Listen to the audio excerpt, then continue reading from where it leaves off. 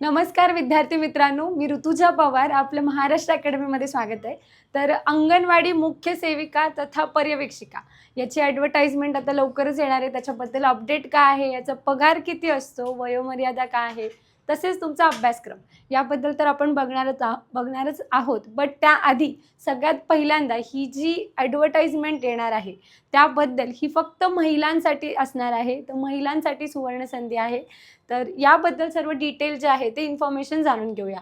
But सगळ्यात पहिल्यांदा प्रश्न पडतो की ॲडव्हर्टाइजमेंट येणार कधी? मॅडम जागा तर आहे, संवर्ग आम्ही बघितलं की 17 संवर्गांमध्ये ते कंपाईल केलेलं आहे, त्याची PDF आलेली आहे.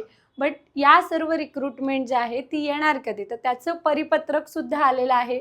आणि ज्या महिला ज्या आहेत की अंगणवाडी मुख्य सेविका ज्या डिपार्टमेंटलसाठी ज्या एक्झाम्स देत आहेत त्यांचीसुद्धा फॉर्म फिलिंग जी आहे ती स्टार्ट झालेली आहे. 21 ऑगस्ट त्याची लास्ट डेट आहे. तर आपण हे जे अपडेट आहे ते सरळ सेवाबाबत बघणार आहोत. तर 5 ऑगस्ट 2026, ठीक आहे. तर आता यामध्ये बघा 5 ऑगस्ट 2026च्या या अपडेटमध्ये त्यांनी इथे ऑलरेडी मेन्शन काय केलेलं आहे, जिल्हा परिषदेच्या अंतर्गत रिक्त असणाऱ्या पर्यवेक्षिका पदांची भरती. ठीक आहे. तर पर्यवेक्षिका हे जे पद आहे त्याबद्दल पहिल्यांदा जाणून घेऊया. आता पर्यवेक्षिका आणि मुख्य सेविका काय आहे हे पुढच्या आपण जे आहे स्लाइड्समध्ये बघणारच आहोत. बट ही जी रिक्रुटमेंट आहे त्यामध्ये पर्यवेक्षिकेसाठी 1088 प्लस ज्या आहेत त्या जागा असणार आहेत. ठीक आहे. तर त्या आपण एकदा बघायचं आहे. नवी मुंबई यांच्या मार्फत एकात्मिक बाल विकास सेवा योजना राबवण्यात येते. तर नवी मुंबई ICDSचं जे डिपार्टमेंट आहे त्यांच्या अंतर्गत ही जी रिक्रुटमेंट आहे पर्यवेक्षिकेची ती होणार आहे. ठीक आहे. मग आता या रिक्रुटमेंटमध्ये आहे काय नक्की? ठीक आहे. तर महिला व बाल विकास विभागाच्या अधिपत्याखाली ICDS डिपार्टमेंट आहे. पाठीमागे जर तुम्ही एक्झाम दिली असेल, ज्या कोणत्याही महिला कर्मचारी असतील तसेच ज्या विद्यार्थिनी असतील आपल्या महिला 102 या पदांसाठी ही रिक्रुटमेंट झाली होती. ठीक आहे. तर मग आता बघा अंगणवाडी ग्रामीण भागातल्या ज्या पर्यवेक्षिका आहेत टोटल वॅकन्सी आहे तुमची 3048. ठीक आहे. बट त्यामध्ये आता रिक्त पदे किती आहेत? 2060 पदे ही भरलेली आहेत. मग रिक्त 1088 तब्बल पदांसाठी ही रिक्रुटमेंट असणार आहे. आणि जे तुमच्या मुख्य सेविकेच्या ज्या वॅकन्सीज आहेत त्या 751 प्लस पदे आहेत. ठीक आहे. मग टोटल पदे जर तुम्ही बघितली पर्यवेक्षिका आणि मुख्य सेविका याच्यामध्ये 1700 प्लस ही पदे तुम्हाला असणार आहे. याच्यासाठी रिक्रुटमेंट येणार आहे. मग याचा जो पॅटर्न आहे तो कसा असणार आहे, सिलेबस काय आहे, त्याचं प्रमोशन कसं होतं, त्यानंतर पगार कसा मिळतो, हे सर्व आपण इथे पुढे बघूया. ठीक आहे. आता याच्यामध्ये बघा की या रिलेटेड जी बॅच आहे ती ऑलरेडी स्टार्ट झालेली आहे. 20 तारखेपासून जे आहे ते आपण स्टार्ट करत आहोत. ठीक आहे. तर लाईव्ह प्लस रेकॉर्डेडमध्ये ही बॅच असेल. त्याच्यामध्ये तुम्हाला टाईम ड्युरेशन या पद्धतीने असेल. याबद्दल पुढे आपण जाणून घेऊया. त्याआधी बघा याची जी पात्रता आहे, मग आता मुख्य सेविकेसाठी फॉर्म भरायचा आहे, सरळ सेवा अंतर्गत एक्झाम तर द्यायची आहे. हे याच्यामध्ये दोन्ही विद्यार्थिनी असू शकतात, ज्या पहिल्यांदाच प्रिपरेशन करतात आणि ज्यांचं ऑलरेडी प्रिपरेशन आहे किंवा पाठीमागे तुम्ही एक्झाम दिलेली आहे त्या दोघांसाठी जे आहे ते आपण बघणार आहोत. ठीक आहे. आता शिक्षण काय आहे? एनी डिग्री, ज्यांचं कोणाचंही डिग्री कंप्लीट आहे. तर इथे पहिल्यांदा लक्षात ठेवा डिग्री कंप्लीट असलं पाहिजे. मग तुमचं डिग्रीमध्ये काही असू द्यात, BA BCom BSc काही असू द्यात किंवा तुमचं इंजिनिअरिंग झालेलं असू द्यात, फक्त तुमची डिग्री कंप्लीट आहे, तुम्ही महिला आहात, असे फक्त महिला कर्मचारी जे आहेत त्याच आणि महिला विद्यार्थिनी ज्या आहेत त्या इथे फॉर्म भरू शकतात. ठीक आहे. वय किती आहे? आता वय ओपनसाठी असेल आणि कास्टमध्ये असणार आहे. ठीक आहे. तर मग आता कास्टचे जेवढेही आहेत त्यामध्ये ओपनसाठी 21 ते 38 पर्यंत फॉर्म भरू शकता आणि इथे 21 ते 43 वर्षापर्यंत. म्हणजे तुम्हाला काय सांगतात की तुमचं अर्ध वय होईपर्यंत तुम्ही फॉर्म इथे भरू शकता. गव्हर्नमेंटचं प्रिपरेशन करा, तुम्हाला जॉब लागेल अशा पद्धतीने गव्हर्नमेंट तुम्हाला सांगते. बट आपल्याला त्या पद्धतीने करायचं नाही आहे. लवकरात लवकर जे येणार आहे आता खूप मोठी भरती आहे. त्या 5-6 महिन्यामध्ये चांगल्या पद्धतीने अभ्यासक्रम करून पोस्ट काढायची आहे आणि त्या पद्धतीने प्रिपरेशन कसं केलं पाहिजे याबद्दल पण पुढे जाणून घेऊ. ठीक आहे. आता शारीरिक पात्रता आहे का? तर यासाठी शारीरिक पात्रता नाही आहे. मुख्य सेविका आणि पर्यवेक्षिका यांचा फरक काय आहे ते पण आपण जाणून घेऊ. ठीक आहे, तर मैदानी चाचणी पण नाहीये. आता या ज्या मुख्य सेविका आहे आणि पर्यवेक्षिका आहे याबद्दल क्रेज का आहे, कारण की MPSC थ्रू जरी तुम्ही ग्रुप बी ची जरी पोस्ट बघितली, STI साठी जरी तुम्ही या पोस्टला जरी बघितलं तरी STIचा जो पगार आहे आणि तुमचा जो मुख्य सेविका म्हणून पगार जो आहे तर तुम्हाला मुख्य सेविका म्हणून S13चा पगार मिळतोय. ग्रुप सीच्या पोस्टमध्ये तुम्हाला S13चा ग्रेड पेचा पगार मिळतो. त्यामुळे या पोस्टसाठी सगळ्यात जास्त क्रेज आहे. दुसरी गोष्ट जी आहे तुमचं जे काम असणार आहे, ठीक आहे, तर यासाठी कामाचा ताणतणाव खूप कमी आहे. फक्त तुम्हाला जसं 9 to 5 ऑफिस जसं म्हणतात, तुम्ही 10ला जाऊन 5ला रिटर्न याल आणि त्यामध्ये तुमच्याकडे जे आहे एक पॉवरफुल पोस्ट असणार आहे. जसे की अंगणवाडी ज्या आहेत तुमच्या अंडर येतात, जसं मिनी अंगणवाडी असतील किंवा अंगणवाडी क्षेत्र जे असतील तर त्या तालुक्याच्या अंडरचं जे आहे त्या पर्यवेक्षिका आणि मुख्य सेविकेकडे येत असतात. ठीक आहे, तर आता यांचा जो डिफरन्स आहे तो काय आहे ते पण आपण बघू. आता अंगणवाडी मुख्य सेविका जी आहे, ठीक आहे, अंगणवाडी मुख्य सेविका आणि अंगणवाडी पर्यवेक्षिका,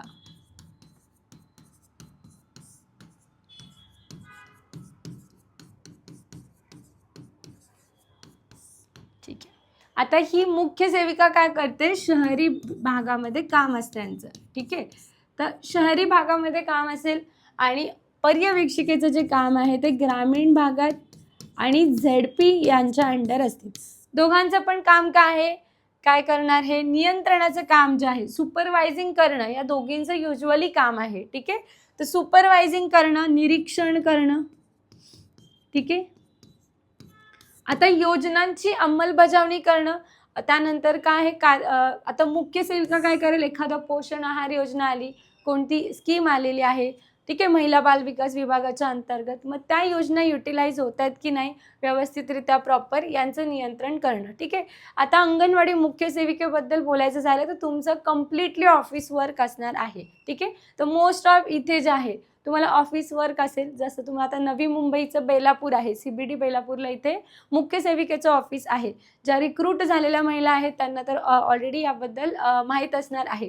तर CBD बेलापूरमध्ये आता जर तुम्ही शहरी भागामध्ये जर जॉईन होत आहे, ठीक आहे, तर त्या पद्धतीने तुम्हाला कम्प्लिटली ऑफिस वर्क असणार आहे. आता अंगणवाडी पर्यवेक्षिकेबद्दल बोलायचं झालं तर यामध्ये पण तुम्ही ग्रामीण भागात किंवा ZP क्षेत्रामधला जो पार्ट आहे तिथे रिक्रूट होऊ शकता. आता फक्त नवी मुंबई ऑफिस आहे का यांचं, नाही, तर वेगवेगळ्या संवर्गाच्या अंतर्गत इथे जशी रिक्रुटमेंट होतीये त्याप्रमाणेच आता इथे बघा की हा जो मंत्रालयाने आपला GR आलेला आहे त्यामध्ये काय आहे, मुंबईच्या अंतर्गत ही रिक्रुटमेंट आहे. तर ती नवी मुंबई CBD बेलापूरच्या अंतर्गत तिथे जे आहे मेन कोकण भवनला याचं ऑफिस असणार आहे. ठीक आहे, मग तुमची पोस्टिंग ही वेगवेगळ्या क्षेत्रामध्ये होऊ शकते. पोस्टिंग कशी करून घ्यायची, बदलीचा पार्ट कसा असेल, प्रमोशन काय असेल ते सुद्धा आपण बघूया. ठीक आहे, आता इथे बघा मुख्य सेविका शहरी भागामध्ये करेल, हिचं जे काम आहे ते ग्रामीण ZP एरियामध्ये असणार आहे. निरीक्षण काम करणं यांचं काम असणार आहे. आता मग मुख्य सेविका जी आहे ती फक्त शहरी भागातच काम करेल आणि पर्यवेक्षिका फक्त ग्रामीण भागात काम करेल असं आहे का, नाही. तर पर्यवेक्षिकेची जी पोस्टिंग आहे ती सुद्धा शहरी प्लस ग्रामीण या दोन्ही भागामध्ये होत असते. ठीक आहे, आणि तुमचा जो आहे प्रेफरन्स जो असतो तो नंतर जेव्हा तुमचं जॉईनिंग असतं तेव्हा सुद्धा तो ॲडेड पॉईंट असतो. आता सगळ्यात मुख्यतः प्रिपरेशन तर करायचं आहे, पगार चांगला आहे, पगाराबद्दल पण बेसिक आणि तुमची ग्रॉस सॅलरी किती येते ते सुद्धा डिटेल जाणू. पहिल्यांदा आपण सिलेबस बघूया. आता हा जो सिलेबस आहे, ठीक आहे, जो ऑलरेडी प्रिपरेशन करतात अशांसाठी सुद्धा, ज्यांनी कधीच प्रिपरेशन केलं नाही पण पोस्टचं जे आहे ही पोस्ट आपल्याला मिळावी अशा पद्धतीने तुम्ही बघत आहात तर त्यांनी कशा पद्धतीने अभ्यास केला पाहिजे ते पण आपण जाणून घेऊया. ठीक आहे, आता याच्यामध्ये विषयामध्ये काय आहे, तुम्हाला कॉमन सिलेबस आहे, आपली मराठी मातृभाषा आहे, त्यावरती तुम्हाला सरळ सेवेचं आपण बोलतोय मराठीला 10 प्रश्न आहेत तुम्हाला. ठीक आहे, तर इथे मराठीचे 10 असतील, इंग्रजीचे तुम्हाला जे प्रश्न आहेत ते इथे 10 प्रश्न असणार आहेत. त्यानंतर गणित आणि बुद्धिमत्ताचा पार्ट आहे इथे. ठीक आहे, रिझनिंग ॲप्टिट्यूड पूर्ण आहे तुम्हाला. ठीक आहे, रिझनिंग प्लस ॲप्टीचा जो पार्ट आहे तो असणार आहे. इथे 10 क्वेश्चन्स असतील. त्यानंतर तुमचा जो पार्ट आहे GS असेल. ठीक आहे, तर GS मध्ये जनरल सायन्स सामान्य ज्ञान जे आहे त्याच्यावरती 10 प्रश्न असतील. आता हा तुमचा पार्ट झाला नॉन टेक्निकलचा. ठीक आहे, हा तुमचा नॉन टेकचा पार्ट आहे. यामध्ये परत कोणते टॉपिक करायचे ते पण आपण बघू. ठीक आहे, टेक्निकलमध्ये जो पार्ट आहे तो कोणता आहे, तर टेक्निकलमध्ये तुम्हाला यामध्ये पोषण व आहार, ICDSच्या योजना आणि कायद्यांचा पार्ट असेल.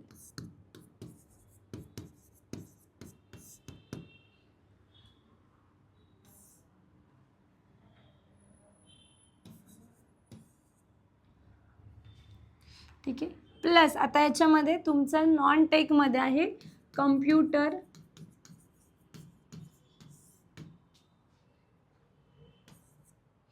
यामध्ये 10 क्वेश्चन्स असतील. ठीक आहे, आणि इथे 20 असतील. तर 60-40चा रेशो असेल तुम्हाला इथे.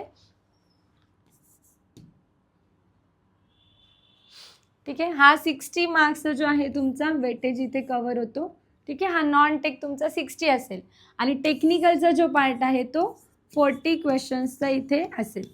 तर हा जो आहे आत्तापर्यंतचं जेवढंही एक्झाम झालेलं आहे, TCSच्या असेल, TCSनी घेतले असू दे किंवा जरी इन फ्युचर MPSCनी जरी ही रिक्रुटमेंट घेतली तरी कायद्याचा जो पार्ट आहे, नॉन टेक्निकलचा जो पार्ट आहे तो आत्तापर्यंत जेवढाही CDPO बेस एक्झाम असेल, ICDS असेल किंवा WCD असेल, तर या पद्धतीने पॅटर्न असलेला आहे. ठीक आहे, जी WCDची प्रोबेशनर ऑफिसरची जी पोस्ट आहे, ठीक आहे, संरक्षण अधिकारी असेल त्यामध्ये, तर त्यासाठी तुम्हाला 25-25चा जो प्रिव्हियस इयर्स पॅटर्न बघितला होता त्या पद्धतीने होता. पण ही जी पोस्ट आहे ती पर्यवेक्षिका आणि मुख्य सेविका, तर आत्तापर्यंतचा जो पॅटर्न आहे तो या पद्धतीनेच राहिलेला आहे.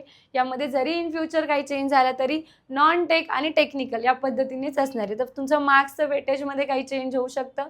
नॉन टेक तुम्हाला इथे 60 आहे, टेक्निकल तुम्हाला 40 मार्क्सचं असणार आहे. ठीक आहे, तर या पद्धतीने प्रिपरेशन जे आहे ते करायचं आहे. आता मराठीमध्ये कोणतं पार्ट करायचा त्यामध्ये डिटेल पुन्हा आपण जाणून घेणार आहोत पुढे.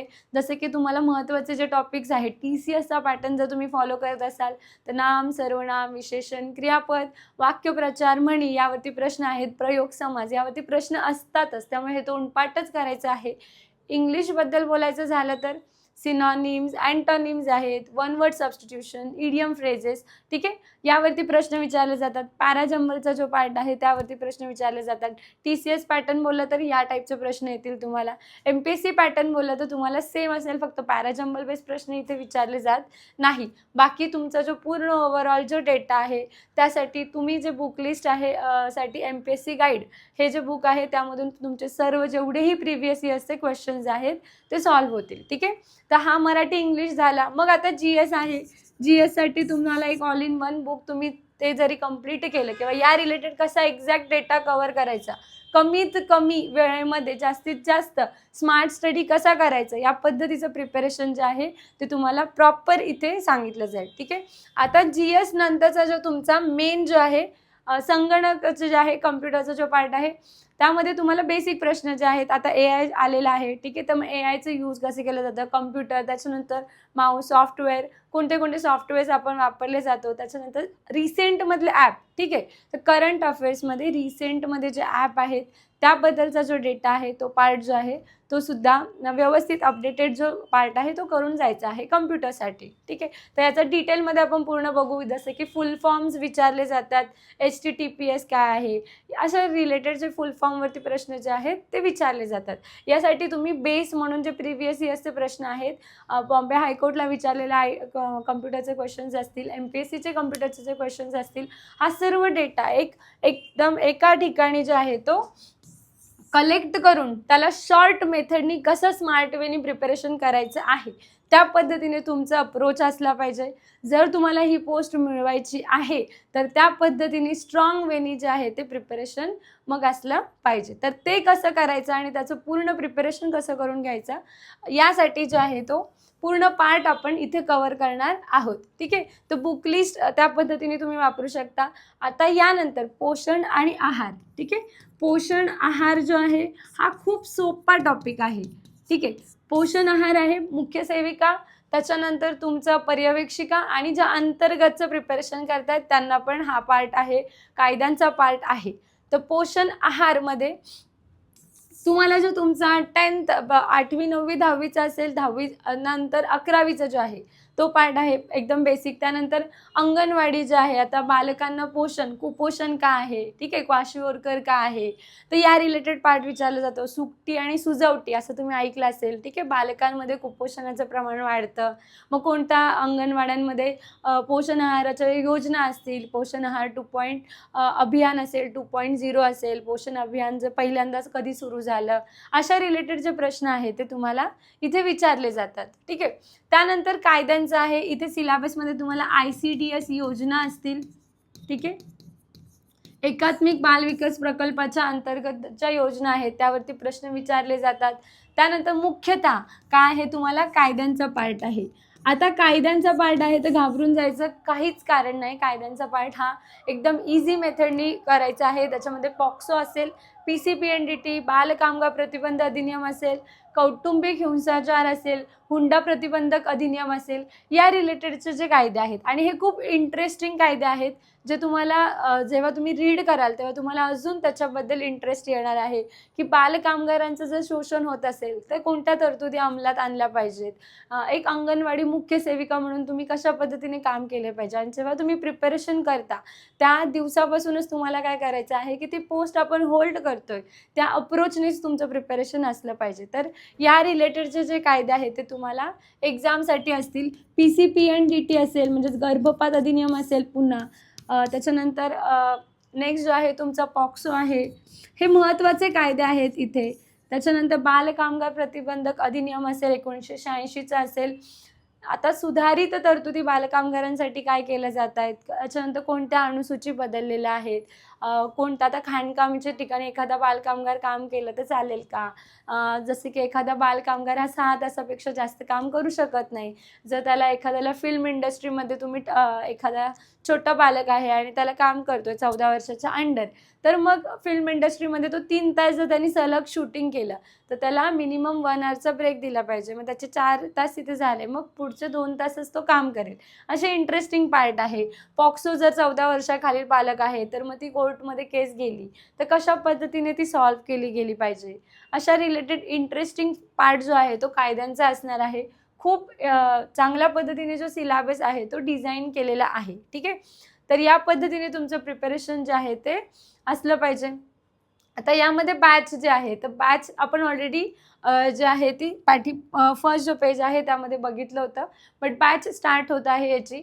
तर या बॅचमध्ये तुम्हाला काय काय मिळणार आहे तर PDF नोट्स मिळतील तुम्हाला सगळ्यात पहिल्यांदा, ठीक आहे.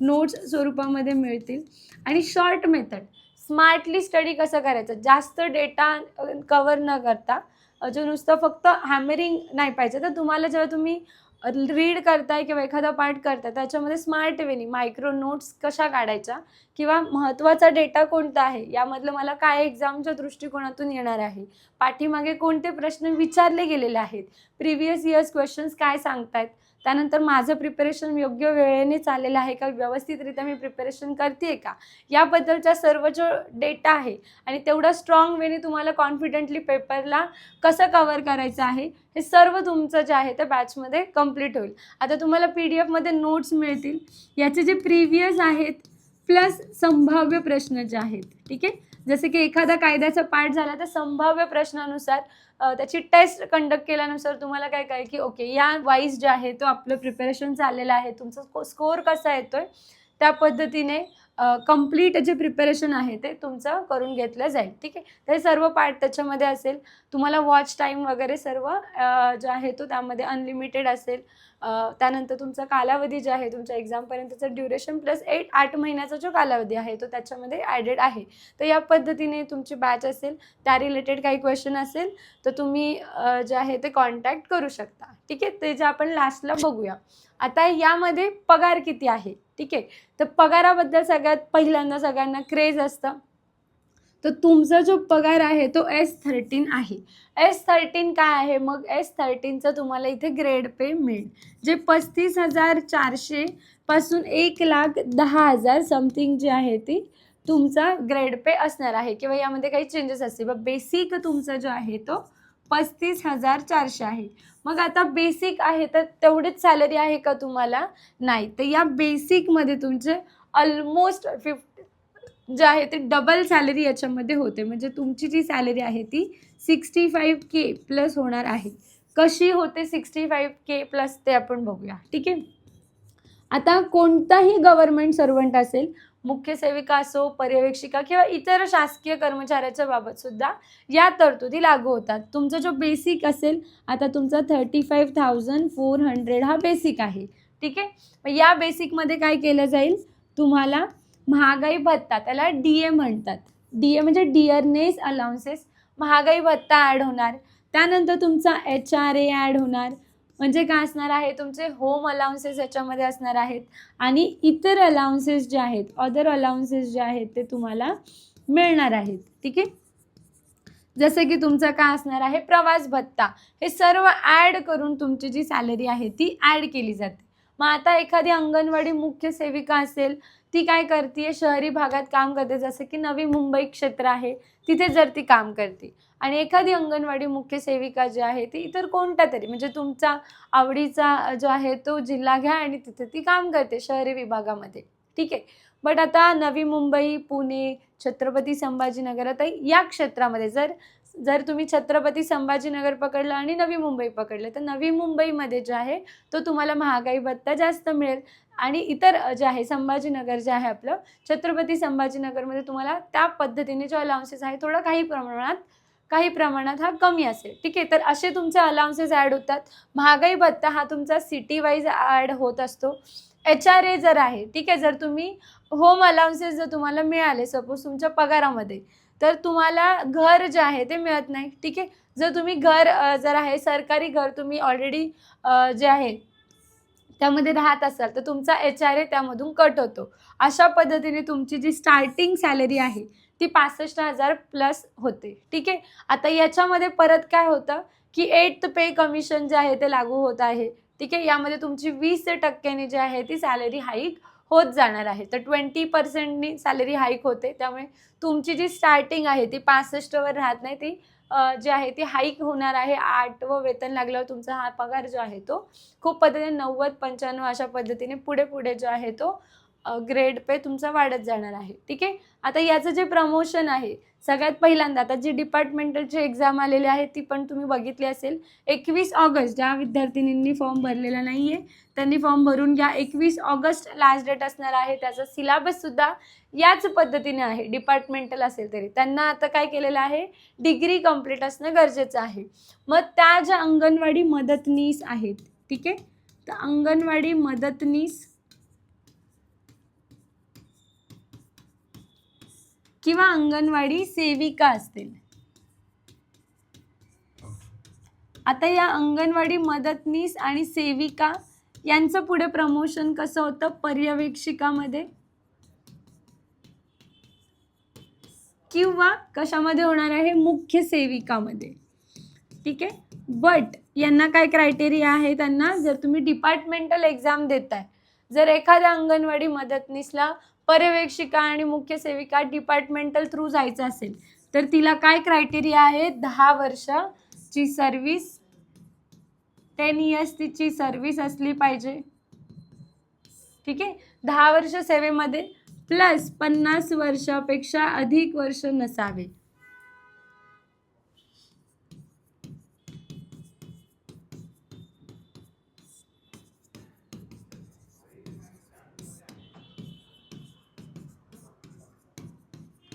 ठीक आहे. तर 50 वर्षापेक्षा अधिक वर्ष नसावे. आधी 45 होतं, आता 50 वर्ष केलेलं आहे. ठीक आहे. तर 10 वर्ष ती सेवेमध्ये असणं गरजेचं आहे. हे कोणासाठी आहे? डिपार्टमेंटल. ठीक आहे. या डिपार्टमेंटल एक्झामसाठी हा पार्ट असणार आहे.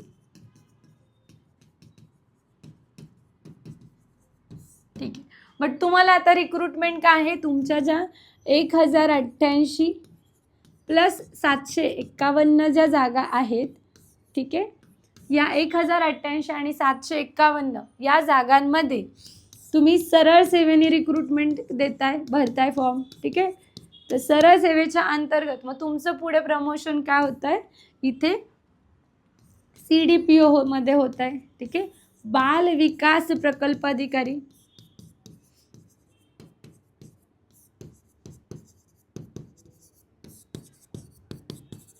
जर तुम्ही डिपार्टमेंटल सुद्धा याची एक्झाम देऊ शकता आणि यामध्ये कायद्यांचा जो पार्ट आहे तो पण याच पद्धतीने आहे. CDPOचे जे एक्झाम्स येतात डिपार्टमेंटल त्यांना सुद्धा सेम कायद्याचा पार्ट आहे, जसं पॉक्सो, PCPNDT आणि इतर कायदे जे आहेत आपण बघितलेले आहेत. ते पूर्ण डिटेल कायदे आपण यामध्ये बघणार आहोत. ठीक आहे, एकदम इझी कायदे आहेत जे तुम्हाला खूप इंटरेस्टिंगली जे आहे ते अभ्यास करण्यासाठी असणार आहेत. बालकांबद्दलच्या तरतुदी असतील, महिलां रिलेटेड असतील, अंगणवाडी रिलेटेड जो पार्ट आहे तो यामध्ये असणार आहे. ठीक आहे, तर याचं जे आहे पर्यवेक्षिका आणि मुख्य सेविका त्याची डिपार्टमेंटल एक्झाम येते, ती सुद्धा तुम्ही देऊ शकता. CDPOच्या अंतर्गत बाल विकास प्रकल्प अधिकारी ची जी आहे ती पोस्ट आहे. याचं पुढे पोस्टिंग आता तुमचं प्रमोशन होत होता 10 वर्षानंतर. CDPO आता 10 वर्षांनी एक्झॅक्टच होतं असं नाही, तर यामध्ये 10+12 किंवा तुमचं जे प्रमोशन पदोन्नतीचा जो क्रायटेरिया आहे त्यानुसार तुमचं प्रमोशन होईल. असं नाही की लगेच 10 वर्षांनी तुमचं प्रमोशन होणार आहे. ठीक आहे, किंवा डिपार्टमेंटल एक्झाम सुद्धा तुम्ही त्यासाठी देऊ शकता. आणि त्यानंतर जिल्हा विकास प्रकल्प अधिकारी जे आहे बालकांसाठी, म्हणून तुमचं पुढे पोस्टिंग जे आहे ते क्लास 1 क्लास 2 अधिकारीसाठी आहे. आता ही तुमची जी पोस्ट आहे ती कोणती आहे? ग्रुप C ची पोस्ट आहे ही. ठीक आहे, याचं प्रमोशन बाल विकास प्रकल्प अधिकारी ग्रुप B च्या पोस्टमध्ये तुमचं प्रमोशन होतं. त्यामुळे ज्या राज्यसेवा अंतर्गत पोस्टपेक्षा इकडचा जो क्रायटेरिया आहे तो खूप चांगला आहे. तुमचं जॉब प्रोफाईल खूप चांगलं आहे. STI पेक्षा मुली मुख्य सेविका ही पोस्ट का स्वीकारतात? कारण की कामाचा लोड कमी आहे, प्लस तुम्हाला पगार S13 लेवलचा पगार इथे मिळतोय आणि इतर जे आहे ते तुम्ही इतर तुमची जी कामं आहेत ती सुद्धा यामध्ये करता येतात. तसेच तुमच्या अंतर्गत ज्या आहेत त्या तुमच्या अंडर कोणत्या आहेत? अंगणवाडी असतात किंवा मिनी अंगणवाडीचा जो पार्ट आहे त्या रिलेटेड तुम्हाला काम करायला मिळतं. बालकांच्या रिलेटेड ज्या पोषण आहारा रिलेटेड तुम्हाला काम करायला मिळतं. तर थोडंफार एक पॉवरफुल जे काम आहे ते तुम्हाला या पोस्टच्या थ्रू मिळणार आहे. ठीक आहे, त्याचं प्रमोशन पण या पद्धतीने असणार आहे. ठीक आहे, आता प्रशिक्षण आहे का? तर प्रशिक्षण तुम्हाला नाही आहे. त्याच्यानंतर म्हणजे असं नाही की तुम्हाला पूर्ण ट्रेनिंगच नाही आहे, तर याची ट्रेनिंग तुम्हाला होते, परंतु याची जॉईनिंग तुम्हाला लगेच मिळून जाते. जॉईनिंग झाल्यानंतर 6 महिन्यांनी किंवा 1 मध्ये तुम्हाला काही प्रोग्राम्सच्या अंतर्गत ट्रेनिंगचा पार्ट होतो, जसं की 1 महिन्याचा वगैरे, पण तुमचा जो पगार आहे तो चालू असतो. त्यामुळे तुम्हाला जॉईनिंग आलेली असते. ऑर्डर लेटर तुम्हाला मिळालं की तुमचा जॉईनिंगचा पार्ट चालू होतो, म्हणजे तुमची सॅलरी जी आहे ती चालू होते. ठीक आहे, तर त्यामध्ये काही प्रॉब्लेम इथे नाही आहे. प्रशिक्षण जे आहे ते तुम्हाला लगेच नाही आहे किंवा असं ट्रेनिंग पिरियड नाही आहे, जसं PSIला वगैरे पहिल्यांदा प्रशिक्षण आणि मग जॉईनिंग असं नाही आहे. तुम्हाला इथे जॉईनिंग होते 6-1 महिन्यांनी, नंतर तुमचा 30-1 दिवसाचा किंवा 10-15 दिवसाचा मध्ये प्रोग्राम अंतर्गत ट्रेनिंग तुमची इथे होते. ठीक आहे, नेक्स्ट जे आहे आता बदली. जर एखाद्या महिला कर्मचारी आहे आणि ती जर एखादी महिला आहे किंवा एखादी गृहिणी आहे, तिने ठरवलं की मला सरळ सेवेचं आता मी प्रिपरेशन करते, मुख्य सेविकेचं प्रिपरेशन करते, तर मग बदली करायची आहे किंवा MPSC थ्रू किंवा कोणत्याही पद्धतीने जर ती या मुख्य सेविकेच्या पोस्टसाठी जे आहे ते प्रिपरेशन करते, पण तिला टेन्शन आहे की आता माझी बदली कशा पद्धतीने होईल किंवा वेगवेगळ्या ठिकाणी मी कसं जॉब करू किंवा तिची फॅमिली आहे त्या रिलेटेड जर पार्ट असेल, तर अशा वेळेस तुमचं जो बदली आहे तर बदली कोणाची होते? सगळ्यात पहिल्यांदा तुमची जेव्हा रिक्रुटमेंट होत असते तेव्हा पण तुम्हाला प्रेफरन्सचा एक पार्ट मिळतो. ठीक आहे, जसे की तुम्ही कोणत्या विभागाच्या अंतर्गत काम करताय तो एक पार्ट असतो. दुसरी गोष्ट जी आहे तुम्हाला मेडिकल इमर्जन्सी असेल,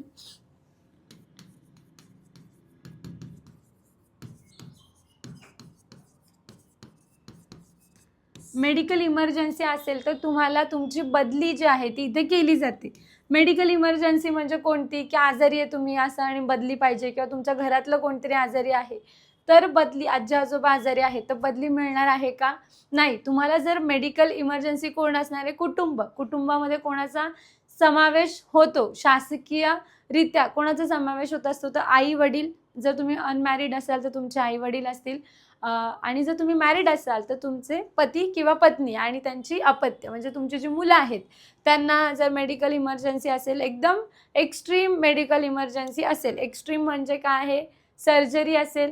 ठीक आहे, जसे की किडनी फेलियर आहे, हार्टची बायपास सर्जरी आहे किंवा इतर कोणतंही कॅन्सर रिलेटेड कोणताही एकदम एक्स्ट्रीम मेजर डिसीज आहे, ठीक आहे, कम्युनिकेबल डिसीज आहे सपोज, तर मग मेडिकल इमर्जन्सी तुम्हाला इथे जे आहे ते मिळते आणि त्यानुसार मग तुमची बदली इथे करून घेता येते. दुसरी गोष्ट, आता हे सर्व झालं लीगल प्रोसिजर, ठीक आहे, तर पण एक पार्ट बोलतो, तर यावेळेस तुम्ही लीगल प्रोसिजर थ्रू अशी बदली करू शकता किंवा इतर जे आहे आता काही कारणास्तव तुम्हाला बदली घ्यावीच लागते, तर तुम्ही इतर कारणाने पण बदली तुमची करता येते. मेडिकल इमर्जन्सी झालं. सेकंड पार्ट जो आहे पती किंवा पत्नीची लोकेशन, ठीक आहे, तर गव्हर्नमेंटचा हा रूल आहे पती किंवा पत्नीच्या लोकेशनच्या द्वारे. आता यासाठी थोडासा टाइम ड्युरेशन लागतो, बट अशा पद्धतीने बदली जी आहे ती तुम्ही करू शकता. तुमचा जर हजबंड जर दुसऱ्या ठिकाणी कामावर असेल जॉबला, गव्हर्नमेंट सर्वंट, तर त्या पद्धतीने एकत्रित जे आहे ते कुटुंबाला आणण्यासाठी या पद्धतीने बदली जी आहे ती नंतरून करून घेता येते. पती पत्नी रिलेटेडचा जो पार्ट आहे त्यामध्ये. नेक्स्ट आहे तुमचा की जर जागा रिक्ती असेल, आता तुम्हाला ज्या ठिकाणी हवं आहे, ठीक आहे, जर एखादी व्यक्ती ते पद सोडून तिची दुसऱ्या ठिकाणी बदली होत असेल आणि जागा रिक्ती असेल, तर अशा वेळेस तुमची जी आहे ती बदली इथे केली जाऊ शकते. तर या टाईपचा जो बदली आहे ती इथे होऊ शकते. नेक्स्ट जो आहे सुट्ट्यांचा पार्ट जो आहे, आता गव्हर्नमेंट सर्वंट म्हणून तुम्ही जॉबला लागलेला आहात, ठीक आहे, तुमचा S13चा पगार आहे, सर्व गोष्टी सर्व ॲडेड आहे. आता सुट्ट्यांसाठी काय आहे, गव्हर्नमेंट बोललं तर तुम्हाला सगळ्यांना माहिती आहे की एक स्टॅबिलिटी आपण सगळेजण त्या दृष्टिकोनातून बघत असतो. सर्व महिला ज्या आहेत त्यांना पण एक कुठेतरी लाईफमध्ये स्टॅबिलिटी हवी असते. तर यामध्ये सुट्ट्या तुम्हाला ज्या आहेत त्या ॲज कम्पेअर टू प्रायव्हेट गव्हर्नमेंटमध्ये तुम्हाला खूप साऱ्या सुट्ट्या ज्या आहेत त्यासुद्धा मिळत असतात. तर मग आठवड्याच्या ज्या आहेत तुम्हाला किती 2 दिवस ज्या सुट्ट्या आहेत त्याप्रमाणे 52 वीक्स म्हणजे असे तुम्हाला सुट्ट्या या मिळत असतात, ठीक आहे. तर 104, ठीक आहे, तर या सुट्ट्या तुम्हाला मिळतात. प्लस अर्जित रजा ज्या आहेत, अर्जित रजा किती आहे 30 डेज. या लीव्ह कशा असतात, पेड लीव्ज असतात. या पेड लीव्ह असणार आहेत. मग किती दिवसासाठी असतात त्या 300 डेज. आता आपल्याला त्याच्यामध्ये पूर्ण जायचं नाही आहे, पण 300 दिवसामध्ये जर तुम्ही पेड लीव्ह तुम्हाला मिळते, पण तुम्ही जर घेतली नाही, सपोज तुम्हाला लागलीच नाही 300 दिवसांमध्ये, तुम्ही 30 दिवस सुट्टी जर सपोज नाही घेतली, ठीक आहे, तर मॅक्झिमम 300 डेजमध्ये ते काउंट केल्या जातात, ठीक आहे. तर जर सपोज तुम्ही 180 तुमच्या 6 महिन्यामधल्या तुम्ही एकही दिवस सुट्टी घेतली नाही, तर त्यामध्ये त्या 30 ॲड होतील, ठीक आहे. मग त्या 30 दिवसांचा जो पगार आहे तो तुम्हाला मिळेल. किंवा तुम्हाला जर अर्जित रजेमध्ये सुट्टी हवी असेल तर तुम्ही ती सुट्टीसुद्धा घेऊ शकता, ठीक आहे. किरकोळ रजा कॅज्युअल लीव्ज ज्या आहेत तर तुम्हाला 8 डेजच्या मिळतात, ठीक आहे. सर्दी, पाणी, ताप, खोकळा असे तुम्ही किरकोळी कॅज्युअल लीव्जसुद्धा टाकू शकता. मेडिकल लीव्ज ज्या आहेत त्यासुद्धा टाकू शकता तुम्ही. मेडिकल लीव्ज ज्या आहेत त्या 30 डेज ॲड असतात.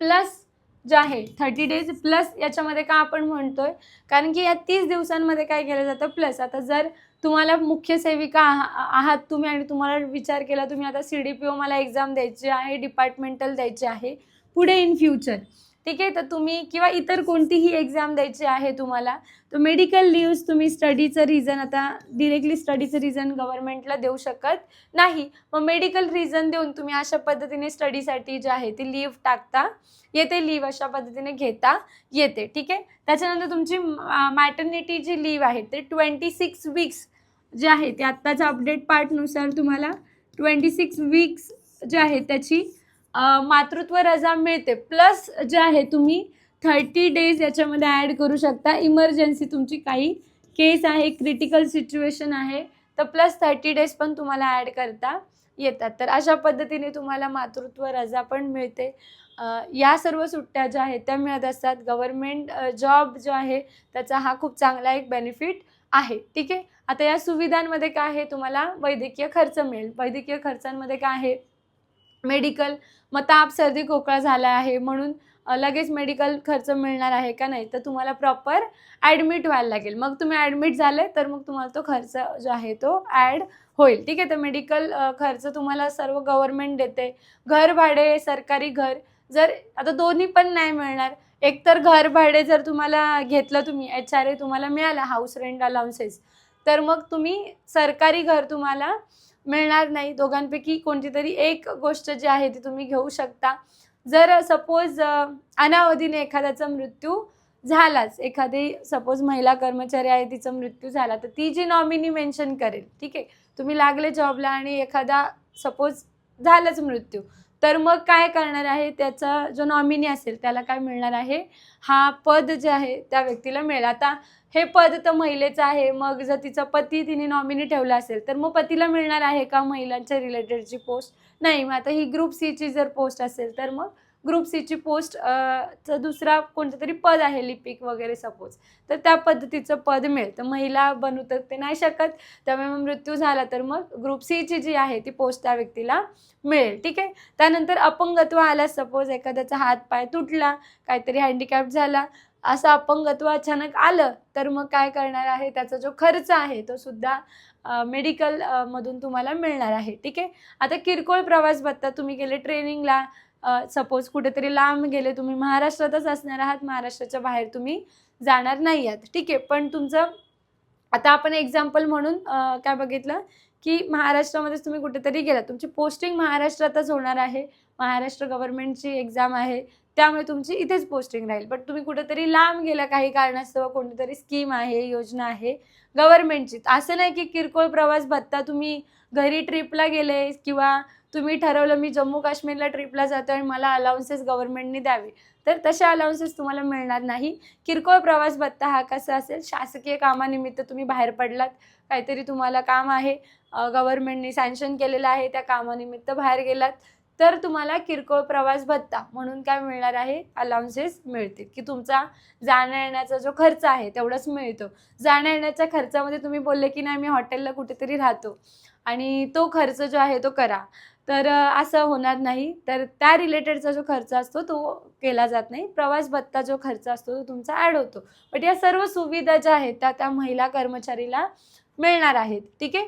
त्यानंतर आता तिचं कामाचं स्वरूप तुम्ही सगळीकडे बघितलं असेल, योजनांची अंमलबजावणी करणं, नियंत्रण ठेवणं, लक्ष देणं, अंगणवाडीत नीट काम केलं जाते की नाही, ती लहान बालक आहेत त्यांना सर्व दिलं जाते की नाही, पूर्ण सर्व सुविधा प्रोव्हाइड केल्या जात आहेत की नाही, हे सर्व चेक करणं हे काय असणार आहे, काम असणार आहे. कोणाचं? मुख्य सेविका आणि पर्यवेक्षिकेचं. आता मुख्य सेविका जर बघितलं तर जरा शहरी भागामध्ये ती काय करते, कंट्रोलिंगचं, नियंत्रणाचं जे काम आहे ते मुख्य सेविकेकडे येतं. तर हिच्याकडे किती, 20 ते 25 अप्रॉक्सिमेटली दोघांकडे पण, मुख्य सेविका आणि पर्यवेक्षिका अप्रॉक्स याच्यामध्ये 20 ते 25 अंगणवाड्या येतात. ठीक आहे.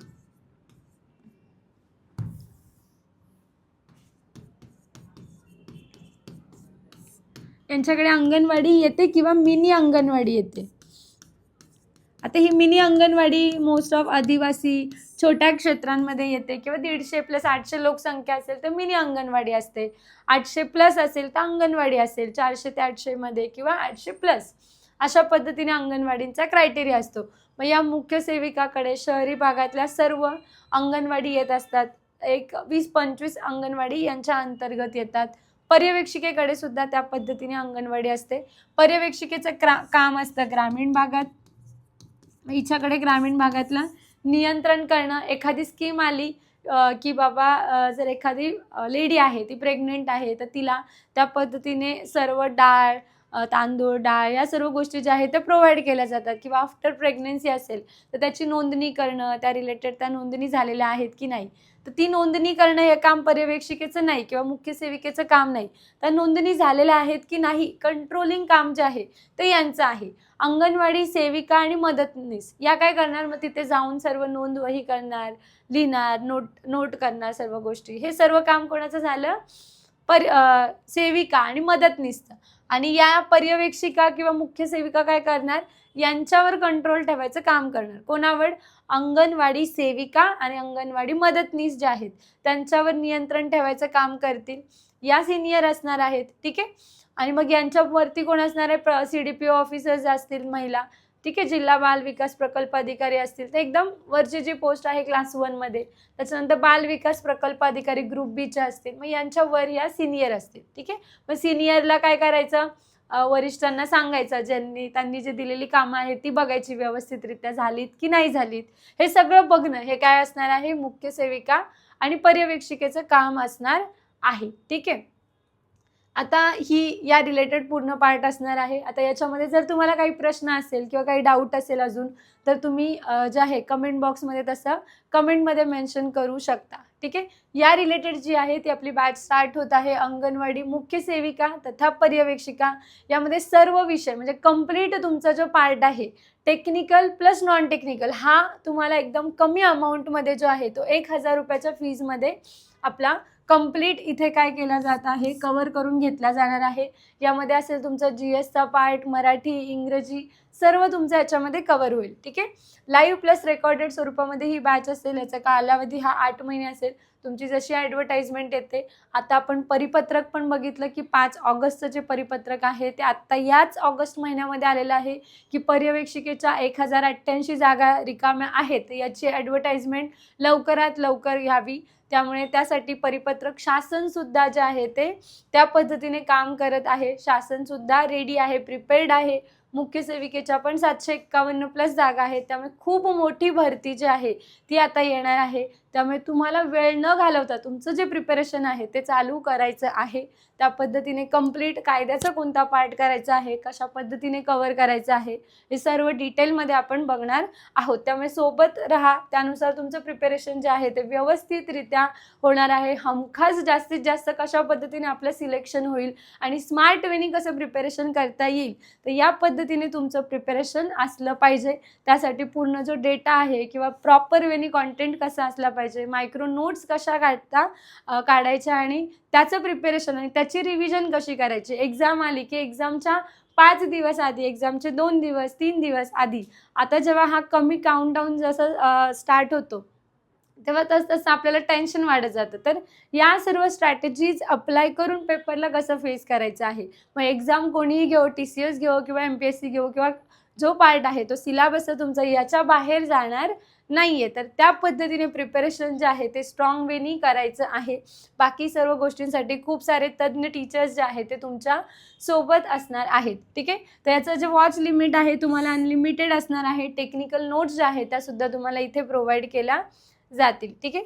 तर या रिलेटेड काही डाऊट असेल तर या हेल्पलाईन नंबरवरती तुम्ही कॉल करू शकता 9158585909. ठीक आहे. किंवा जो दुसरा नंबर आहे 9075058049 किंवा तुम्ही याचा स्क्रीनशॉट जो आहे तो सुद्धा काढून घेऊ शकता.